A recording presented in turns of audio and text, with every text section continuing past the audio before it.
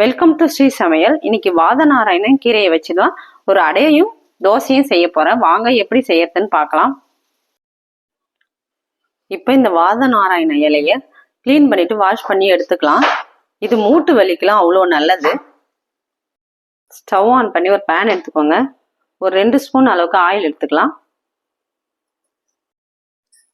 ஒரு அரை ஸ்பூன் கடுகு, அரை ஸ்பூன் உளுந்து, 1 ஸ்பூன் கடலைப்பருப்பு, ஒரு வெங்காயத்தை பொடியா கட் பண்ணி வச்சிருக்கேன். இப்ப நம்ம இதை சேர்த்து நல்லா வதக்கிக்கலாம். ஒரு பச்சை மிளகாவை கட் பண்ணி எடுத்துக்கோங்க.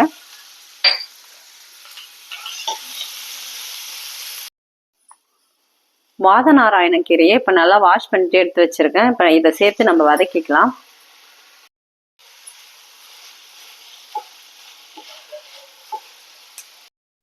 இப்ப கீரை நல்லா வதங்கிருக்கு. ஸ்டவ் ஆஃப் பண்ணிடலாம்.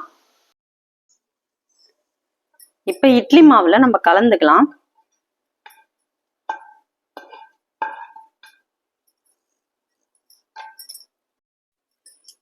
இப்ப நல்லா ஒரு முறை கலந்துக்கோங்க. இப்ப நம்ம தோசை ஊத்திக்கலாம்.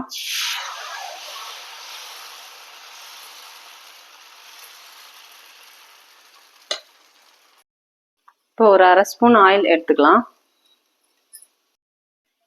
இப்ப தோசை நல்லா வெந்திருக்கு. நம்ம திருப்பிக்கலாம். இப்ப தோசையை நம்ம எடுத்துக்கலாம்.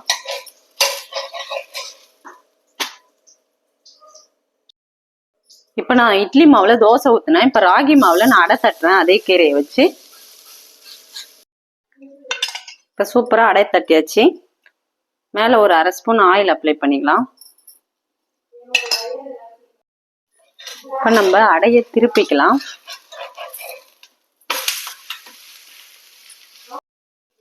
இப்ப சூப்பரா அடை ரெடி ஆயிடுச்சு பாருங்க.